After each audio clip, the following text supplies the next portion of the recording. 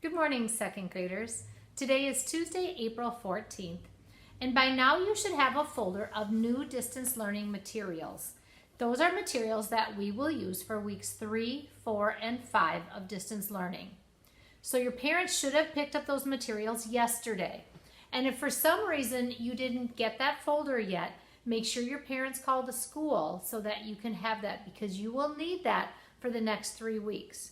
And since we will be using this for 15 days of school, you need to make sure you put it in a safe place. So make sure you know right where it is. You will need those materials each day of distance learning for the next 3 weeks.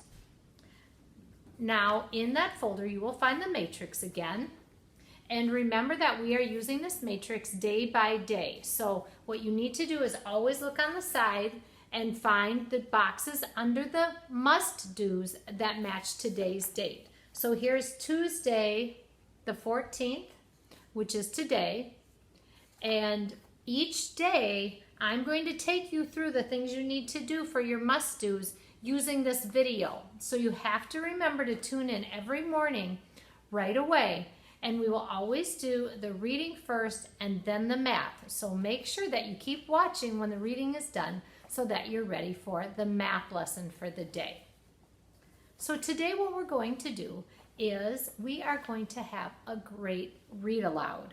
I'm going to start a chapter book, and this is the book that the second grade teachers have chosen for you.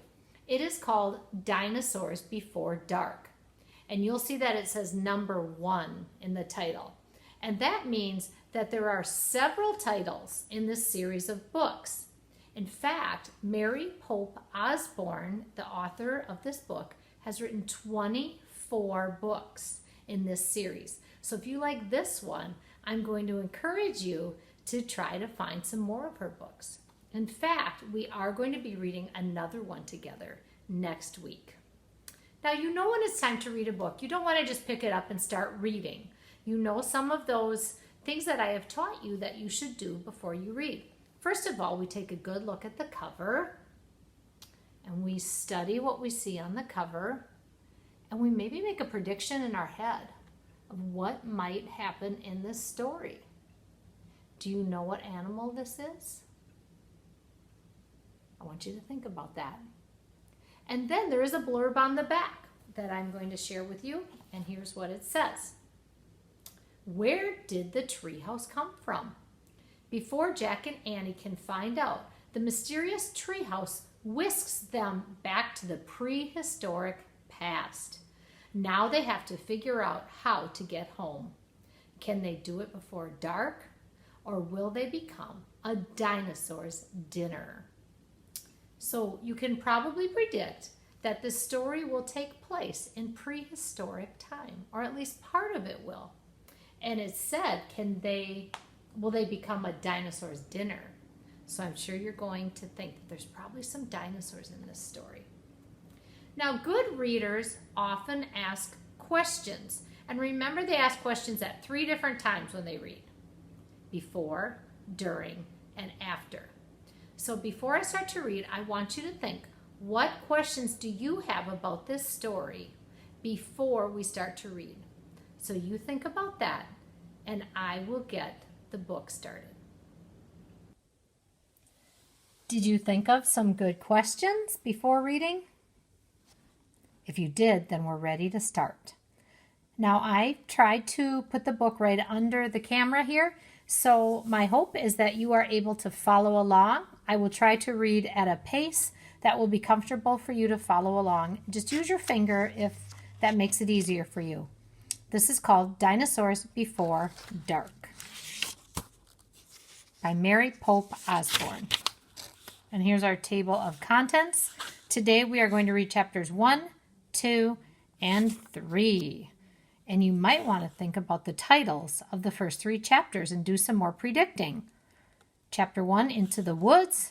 Chapter 2, The Monster. Chapter 3, Where is Here? Dinosaurs Before Dark. Chapter 1, Into the Woods. Help! A monster, said Annie. Yeah, sure, said Jack. A real monster in Frog Creek, Pennsylvania? Run, Jack, said Annie. She ran up the road. Oh, brother. This is what he got for spending time with his 7-year-old sister. Annie loved pretend stuff, but Jack was 8.5. He liked real things. Watch out, Jack. The monster's coming.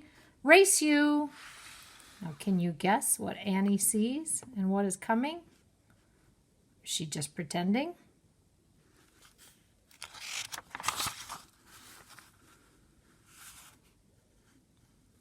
No, thanks, said Jack. Annie raced alone into the woods. Jack looked at the sky. The sun was about to set. Come on, Annie. It's time to go home. But Annie had disappeared. Jack waited. No, Annie. Annie, he shouted again. Jack, Jack, come here. Jack groaned. This better be good, he said. Jack left the road and headed into the woods. The trees were lit with a golden, late afternoon light. Come here, called Annie. There she was, standing under a tall oak tree. Look, she said. She was pointing at a rope ladder. The longest rope ladder Jack had ever seen. Wow, he whispered. The ladder went all the way up to the top of the tree. There at the top was a treehouse. It was tucked between 2 branches. That must be the highest treehouse in the world, said Annie. Who built it? Asked Jack. I've never seen it before.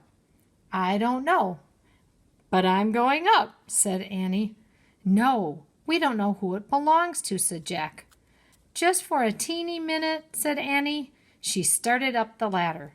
Annie, come back. She kept climbing. Would you climb up the ladder if you were Annie?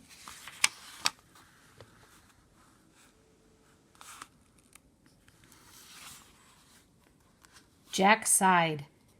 Annie, it's almost dark. We have to go home. Annie disappeared inside the treehouse. Annie!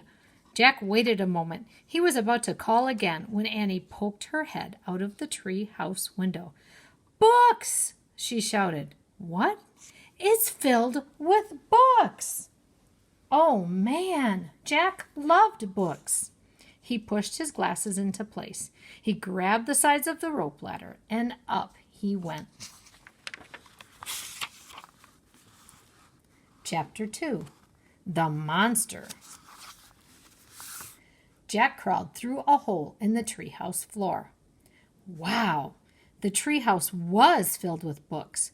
Books everywhere. Very old books with dusty covers. New books with shiny bright covers. Look, you can see far, far away, said Annie. She was peering out the treehouse window. Jack looked out the window with her. Down below were the tops of other trees. In the distance, he saw the Frog Creek Library, the elementary school, the park.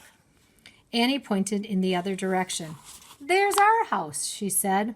Sure enough, there was their white wooden house with the green porch.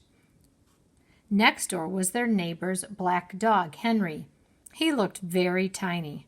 Hi, Henry, shouted Annie. Shh, said Jack.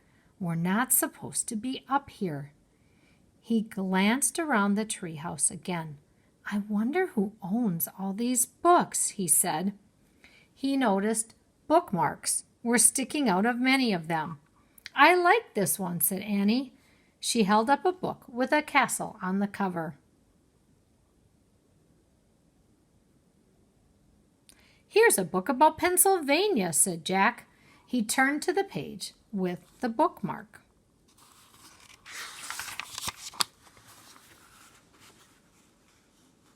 Hey, there's a picture of Frog Creek in here, said Jack. It's a picture of these woods. Oh, here's a book for you, said Annie. She held up a book about dinosaurs. A blue silk bookmark was sticking out of it. Let me see it. Jack set down his backpack and grabbed the book from her. You look at that one. I'll look at the one about castles, said Annie. No, we better not, said Jack. We don't know who these books belong to. But even as he said this, Jack opened the dinosaur book to where the bookmark was. He couldn't help himself. He turned to a picture of an ancient flying reptile, a pteranodon. Now, second grade, did you know that's the name of what you saw on the front cover? It's a pteranodon. It's kind of a funny word. It starts with the sound T, but there's a P at the beginning. The P is silent.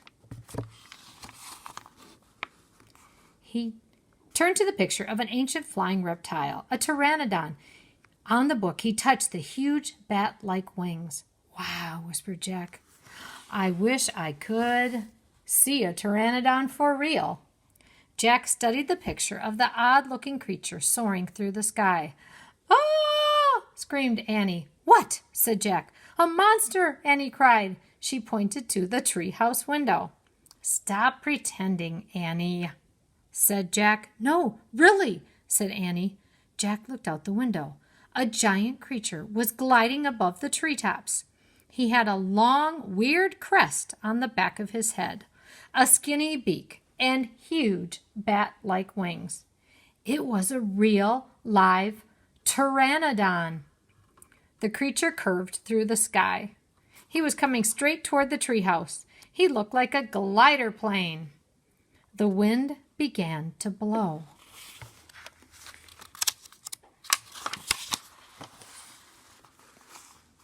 The leaves trembled. Suddenly the creature soared up, high into the sky. Jack nearly fell out of the window trying to see it.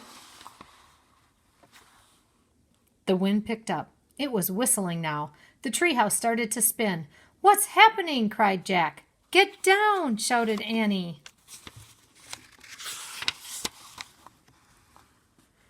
She pulled him back from the window. The treehouse was spinning, faster and faster. Jack squeezed his eyes shut. He held on to Annie. Then everything was still. Absolutely still. Jack opened his eyes. Sunlight slanted through the window. There was Annie, the books, his backpack. The treehouse was still high up in an oak tree, but it wasn't the same oak tree. Can you guess where they are? Chapter 3. The chapter is called Where is Here? Jack looked out the window. He looked down at the picture in the book. He looked back out the window. The world outside and the world in the picture, they were exactly the same. The pteranodon was soaring through the sky. The ground was covered with ferns and tall grass. There was a winding stream, a sloping hill, and volcanoes in the distance. Well, where are we? Stammered Jack. The pteranodon glided down to the base of their tree. The creature coasted to a stop and stood very still. What happened to us? Said Annie. She looked at Jack. He looked at her. I don't know, said Jack. I was looking at the picture in the book, and you said, wow, I wish I could see a pteranodon for real, said Annie. Yeah, and then we saw one in the Frog Creek woods, said Jack. Yeah, and then the wind got loud, and the treehouse started spinning, said Annie. And we landed here, said Jack. And we landed here, said Annie. So that means, said Jack. So that means what? Asked Annie. Nothing, said Jack. He shook his head. None of this can be real. Annie looked out the window again. But he's real, she said. He's very real. Jack looked out the window with her. The pteranodon was standing at the base of the oak tree like a guard. His giant wings were spread out on either side of him. Hi, Annie shouted. Shush, said Jack. We're not supposed to be here. But where is here? Said Annie. I don't know, said Jack. Hi, Annie called again to the creature. The pteranodon looked up at them. Where is here? Annie called down. "You're nuts. He can't talk," said Jack. "But maybe the book can tell us." Jack looked down at the book. He read the words under the picture. This flying reptile lived in the Cretaceous period. It vanished 65 million years ago.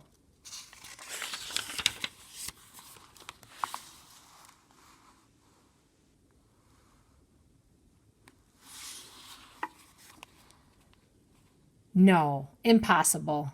They couldn't have landed in a time 65 million years ago. "Jack," said Annie, "he's nice." "Nice? Yeah, I can tell. Let's go down and talk to him." "Talk to him?"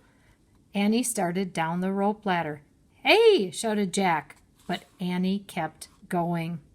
"Are you crazy?" Jack called. Annie dropped to the ground. She stepped boldly up to the ancient creature. And that is the end of chapter 3.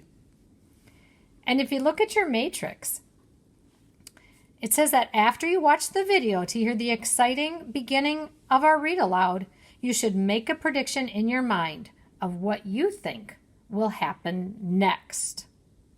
So you can just keep that prediction in your mind, and we will continue the story tomorrow.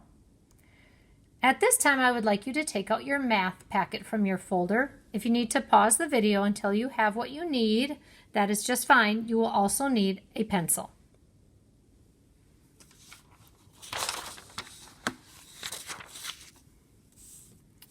In your math packet, I want you to find page 535. It looks just like the one you see here on the screen.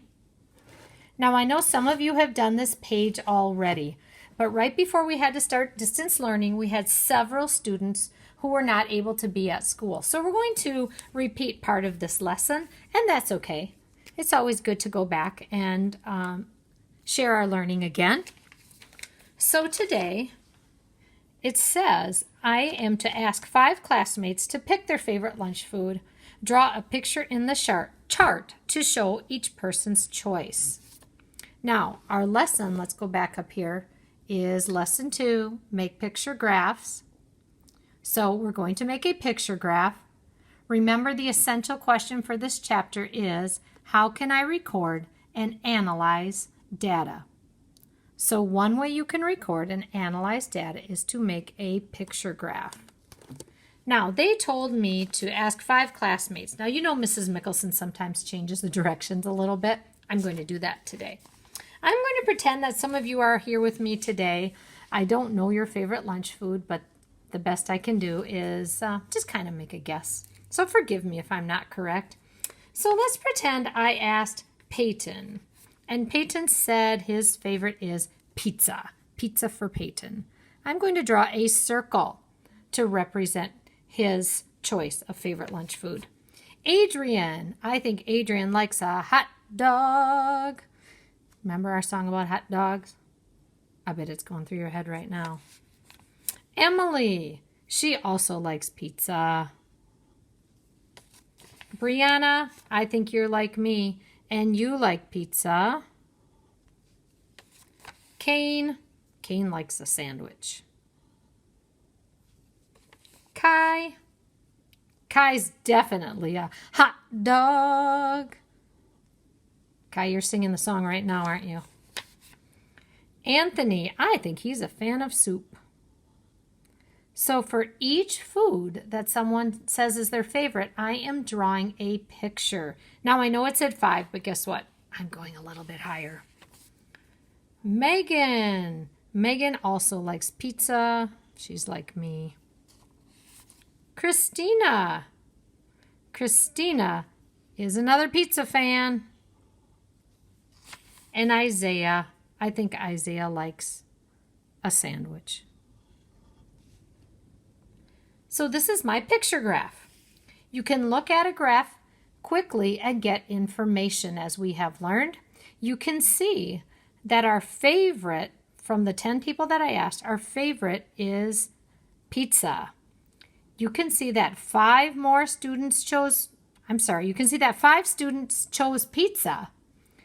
you can see that 3 more chose pizza than hot dog because these match up. And then there's 3 more here. 3 more chose pizza than hot dog. You can see that 1 more chose hot dog than soup. So this picture graph shows information, and you can use your math skills to ask questions. If you go on the back, there is another example of a picture graph. Remember, the key for a graph is important, and it says that each marble equals 1 vote. On my picture graph, I drew a circle, and each circle equaled 1 vote. So you can trace the marbles, and you can see that the pictures are symbols for the data. Now here's your job for today. It's pretty easy. All you have to do, and if you're wondering what to do, remember, you look at your matrix, and the matrix says, do guided practice number 1 on page 536 of your math packet. Tell a family member your answer to the talk math question. So your job on your own is to do number 1 and look at the information and fill in the picture graph, and then there's your talk math question, and I want you to talk to someone in your family about that. And then you are done with math for today. Have a great day, and be sure to tune in tomorrow. Bye.